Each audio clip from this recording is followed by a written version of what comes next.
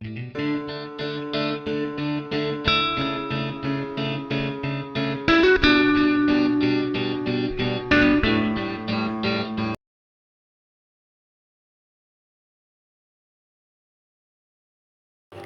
Friends, welcome to my channel. ನಾನು ಇವತ್ತು ಉಪ್ಪಿಟ್ಟು ಮಾಡೋಣ ಅಂತಿದ್ದೀನಿ. ಇದು ಮಸಾಲೆ ಉಪ್ಪಿಟ್ಟು. ಇದನ್ನು ಹೇಗೆ ಮಾಡೋದು ನೋಡೋಣ ಬನ್ನಿ. ನಾನು ಆಲ್ರೆಡಿ ಒಂದು ಬಾಣಲಿ ಇಟ್ಟು ರವೆ ಹಾಕಿ ಹುರಿತಾ ಇದ್ದೀನಿ. ಇದು ಚೆನ್ನಾಗಿ ಹುರಿಬೇಕು. ರವೆನ ಒಂಥರ ಬ್ರೌನಿಷ್ ಬಂದು ಗಮ್ ಅಂತ ಸ್ಮೆಲ್ ಬರಬೇಕು. ಅಲ್ಲಿ ತನಕ ರವೆನ ಚೆನ್ನಾಗಿ ಹುರ್ಕೊಳ್ಳಿ. ಯೂಶ್ವಲಾಗಿ ಉಪ್ಪಿಟ್ಟು ಅಂದರೆ ಎಲ್ಲರೂ ಬೇಜಾರು ಮಾಡ್ಕೊತಾರೆ, ಬಟ್ ಈ ಥರನೂ ಒಂದ್ಸರಿ ಟ್ರೈ ಮಾಡಿ, ತುಂಬ ಚೆನ್ನಾಗಿರುತ್ತೆ. ಯಾರು ಉಪ್ಪಿಟ್ಟು ತಿನ್ನಲ್ಲ, ಸ್ವಲ್ಪ ಟೇಸ್ಟ್ಗಾದರೂ ಇದು ತಿಂದೇ ತಿಂತಾರೆ. ಒಮ್ಮೆ ಟ್ರೈ ಮಾಡಿ. ಇದು ಮಾರ್ನಿಂಗ್ ಇಲ್ಲಾಂದರೂ ಈವ್ನಿಂಗ್ ಆದರೂ ನೈಟ್ ಆದರೂ ಮಾಡ್ಕೊಂಡು ತಿನ್ಕೊಬೋದು. ಒನ್ ಟೈಮ್ಗೆ ಸಾಂಬಾರು ಏನೂ ಇಲ್ಲ ಅಂದಾಗ ಈ ರೀತಿ ಒನ್ ಟೈಮ್ಗೆ ಉಪ್ಪಿಟ್ಟು ಮಾಡ್ಕೊಂಡು ತಿಂದ್ರೂ ತುಂಬ ಚೆನ್ನಾಗಿರುತ್ತೆ. ನೋಡಿ, ಆಲ್ಮೋಸ್ಟ್ ಆಗಿದೆ. ನೋಡಿ, ಈ ಥರ ಆಗಿದೆ. ಸ್ವಲ್ಪ ಕಲರು ಚೇಂಜ್ ಆಗಿದೆ. ನಾನಿವಾಗ ಇದನ್ನು ಒಂದು ತಟ್ಟೆಗೆ ಹಾಕ್ಕೋತೀನಿ. ನೋಡಿ, ಅದೇ ಪಾತ್ರೆ ಇಟ್ಕೊಂಡಿದ್ದೀನಿ, ಎಣ್ಣೆ ಹಾಕ್ಕೊಂಡಿದ್ದೀನಿ. ಇದಕ್ಕೆ ಸ್ವಲ್ಪ ಎಣ್ಣೆ ಜಾಸ್ತಿ ಇದ್ರೇ ಚೆನ್ನಾಗಿರುತ್ತೆ. ಒಂದು 5 to 6 ಟೇಬಲ್ ಸ್ಪೂನಷ್ಟು ಎಣ್ಣೆ ಹಾಕ್ಕೊಳ್ಳಿ. ಎಣ್ಣೆ ಚೆನ್ನಾಗಿ ಕಾದ್ಮೇಲೆ ಸಾಸಿವೆ ಹಾಕ್ಕೊಳ್ಳೋಣ. ಸಾಸಿವೆ ಹಾಕ್ತಾಯಿದ್ದೀನಿ ನಾನು. ಕಡಲೆಬೇಳೆ, ಉದ್ದಿನಬೇಳೆ ಹಾಕ್ಕೋತಾ ಇದ್ದೀನಿ. ಸ್ವಲ್ಪ ಎಣ್ಣೆಯಲ್ಲಿ ಫ್ರೈ ಆಗಲಿ. ಕರಿಬೇವು ಹಾಕ್ಕೋತಾ ಇದ್ದೀನಿ. 4 ಹಸಿಮೆಣ್ಸಿನ್ಕಾಯಿ ಹಾಕ್ಕೋತಾ ಇದ್ದೀನಿ. ಸ್ವಲ್ಪ ತುರಿದಿರೋಂಥ ಶುಂಠಿ. ಮತ್ತು ಇವಾಗ ನಾನು ಈರುಳ್ಳಿ ಹಾಕ್ಕೊಂಡಿದ್ದೀನಿ. ಈರುಳ್ಳಿ ಇನ್ನೂ ಜಾಸ್ತಿ ಹಾಕ್ಕೊಂಡ್ರೂ ಚೆನ್ನಾಗಿರುತ್ತೆ. ಕೆಲವರು ಈರುಳ್ಳಿ ಕಡಿಮೆ ಇಷ್ಟಪಡ್ತಾರೆ, ಕೆಲವರು ಈರುಳ್ಳಿ ಜಾಸ್ತಿ ಇಷ್ಟಪಡ್ತಾರೆ. ಅಂಥವ್ರು ನಿಮ್ಗೆ ಯಾವ ರೀತಿ ಬೇಕೋ ಆ ರೀತಿ ಹಾಕ್ಕೊಳ್ಳಿ. ಶುಂಠಿನ ತುರಿದು ಹಾಕ್ಕೊಳ್ಳಿ. ಬೆಳ್ಳುಳ್ಳಿ ಬೇಡ, ಶುಂಠಿ ಬೆಳ್ಳುಳ್ಳಿ ಪೇಸ್ಟ್ ಅಲ್ಲ, ಬರೀ ಶುಂಠಿ ಮಾತ್ರ ಚೆನ್ನಾಗಿ ತುರಿದು ಹಾಕ್ಕೊಳ್ಳಿ.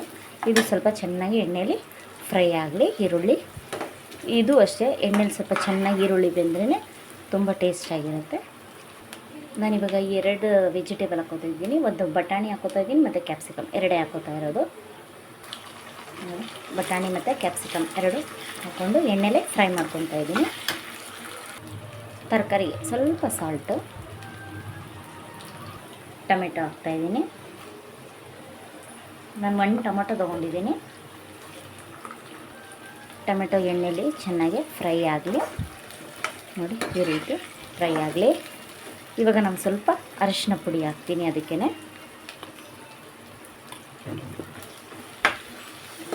ನೋಡಿ, ಕಲರೇ ಚೇಂಜ್ ಆಗುತ್ತೆ. ಈಗ ಧನಿಯಾ ಪುಡಿ ಹಾಕ್ತಾಯಿದ್ದೀನಿ. 1/2 ಟೀ ಸ್ಪೂನ್ ಹಾಕ್ಕೊಳ್ಳಿ, ಸಾಕು. ಮಿಕ್ಸ್ ಮಾಡ್ಕೊಳ್ಳಿ. ಸ್ವಲ್ಪ ಧನಿಯಾ ಪುಡಿ ಹಸಿ ಇರೋದ್ರಿಂದ ಸ್ವಲ್ಪ ಅದರ ವಾಸನೆ ಹೋಗಲಿ, ಅದು ಗಮ್ ಅಂತ. ಈಗ ನಾವು ಸ್ವಲ್ಪ ರೆಡ್ ಚಿಲ್ಲಿ ಪೌಡರ್, ನಾವು ಹಸಿಮೆಣ್ಸಿನ್ಕಾಯಿ ಹಾಕಿದ್ದೀವಿ, ನೋಡಿ ಖಾರ ಹಾಕ್ಕೊಳ್ಳಿ. ನಾನು ಸ್ವಲ್ಪ ಹಾಕ್ಕೋತಾ ಇದ್ದೀನಿ. ಒಂದು 1/2 ಟೀ ಸ್ಪೂನಷ್ಟು ಮೆಣಸಿನ್ಕಾಯಿ ಪುಡಿನ ಹಾಕ್ಕೋತಾ ಇದ್ದೀನಿ. ಧನಿಯಾ ಪುಡಿ ಹಾಕ್ತೆ, ಮೆಣಸಿನ್ಕಾಯಿ ಪುಡಿ ಹಾಕ್ತೆ. ಈಗ ನಾವು ಗರಂ ಮಸಾಲ ಪುಡಿ ಹಾಕೋಣ. ಒಂದು 1/4 ಟೀ ಸ್ಪೂನಷ್ಟು ಗರಂ ಮಸಾಲ ಪೌಡರ್. ಈಗ ನಾನು ಚಕ್ಕೆ ಎಣ್ಣೆಗೆ ಹಾಕ್ಕೊಂಡಿಲ್ಲ, ಈಗ ಹಾಕ್ತಾಯಿದ್ದೀನಿ. ಹಾಗೆ ಮೇಲಂಗೆ ಹಾಕಿ ಮೇಲೆ ಅಷ್ಟೇ. ಇದಕ್ಕೆ ನಾವಿವಾಗ ರವೆ ಎಷ್ಟು ತೊಗೊಂಡಿರ್ತೀವೋ ಅದರ 2ರಷ್ಟು ನೀರು ಹಾಕೋಣ. ನಾನು ಒಂದು ಬಟ್ಲು ರವೆ ತೊಗೊಂಡಿದ್ದೆ, ಅದರಲ್ಲಿ 2ರಷ್ಟು ನೀರು ಹಾಕಿದ್ದೀನಿ. ನೀವು ಮೊದಲೇ ಅಳತೆ ಮಾಡಿ ಇಟ್ಕೊಂಡು ಆಮೇಲೆ ಹುರಿಯಿರಿ ರವೆನ. ಆವಾಗ ನಿಮಗೆ ಕರೆಕ್ಟಾಗಿ ಅಳತೆ ಗೊತ್ತಾಗುತ್ತೆ, ಮತ್ತು ನೀರು ಎಷ್ಟು ಹಾಕಬೇಕು ಅನ್ನೋದು ನಿಮಗೆ ಅಳತೆ ಗೊತ್ತಾಗುತ್ತೆ. ಈಗ ನಾನು 2ರಷ್ಟು ನೀರು ಹಾಕಿದ್ದೀನಿ. ಈಗ ಅದಕ್ಕೆ ನಾನು ಕಲ್ಲುಪ್ಪು ಹಾಕ್ತೀನಿ. ನೋಡಿ, ಕಲ್ಲುಪ್ಪು ಹಾಕ್ತಾಯಿದ್ದೀನಿ. ನೀವು ಮೊದಲೇ ಜಾಸ್ತಿ ಹಾಕಬೇಡಿ, ಫಸ್ಟು ಸ್ವಲ್ಪ ಕಮ್ಮಿನೇ ಹಾಕ್ಕೊಂಡು ಅದು ಕುದಿವಾಗ ಸ್ವಲ್ಪ ಟೇಸ್ಟ್ ನೋಡಿ. ಆವಾಗ ನಿಮಗೆ ಟೇಸ್ಟ್ ಗೊತ್ತಾಗುತ್ತೆ. ಕಡಿಮೆ ಇದ್ದರೆ ಅವಾಗ ಸ್ವಲ್ಪ ಎಕ್ಸ್ಟ್ರಾ ಹಾಕೋಬೋದು. ಮೊದಲೇ ಜಾಸ್ತಿ ಆಗಿಬಿಟ್ರೆ ಅದಕ್ಕೇನು ಮಾಡೋಕ್ಕಾಗಲ್ಲ. ಸೊ ಅದಕ್ಕೆ ಫಸ್ಟೇ ನೀವು ಕಮ್ಮಿ ಹಾಕ್ಕೊಂಡು ಆಮೇಲೆ ಮತ್ತೆ ರುಚಿ ನೋಡಿ ಆಮೇಲೆ ಇನ್ನೊಂದು ಸ್ವಲ್ಪ ಹಾಕ್ಕೊಳ್ಳೋಣ. ಈಗ ನಾನು ನೀರು ಕುದಿಯೋವರೆಗೂ ಲಿಡ್ನ ಕ್ಲೋಸ್ ಮಾಡ್ತಾಯಿದ್ದೀನಿ. ನೋಡಿ, ಕುದಿ ಬಂದಿದೆ. ಈಗ ನಾವು ಕುದಿ ಬಂದಮೇಲೆ ರವೆ ಹಾಕ್ಕೋಬೇಕು, ಅಲ್ಲಿ ತನಕ ರವೆ ಹಾಕಬಾರ್ದು. ಇವಾಗ ಕುದೀತಿದೆ. ಸ್ಟವ್ನ ಕಮ್ಮಿ ಹಾಕ್ಕೊಂಡು ನಾವು ರವೆನ ಹಾಕಿ ತಿರುಗಿಸ್ತಾ ಇರೋಣ, ಇಲ್ಲ ಗಂಟು ಬಂದ್ಬಿಡುತ್ತೆ.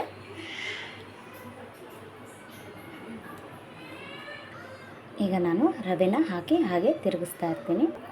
ನೋಡಿ ನಾನು ರವೆ ಹಾಕಿದ್ದೀನಿ. ಈಗ ಲಾಸ್ಟಲ್ಲಿ ಕೊತ್ತಂಬರಿ ಸೊಪ್ಪು ಹಾಕೊಳ್ಳೋಣ. ನೋಡಿ ಮಸಾಲ ಉಪ್ಪಿಟ್ಟು ರೆಡಿಯಾಗಿದೆ. ಇದನ್ನು ಸರ್ವ್ ಮಾಡ್ಕೊಂಡು ತಿಂತಾ ಇರೋದು.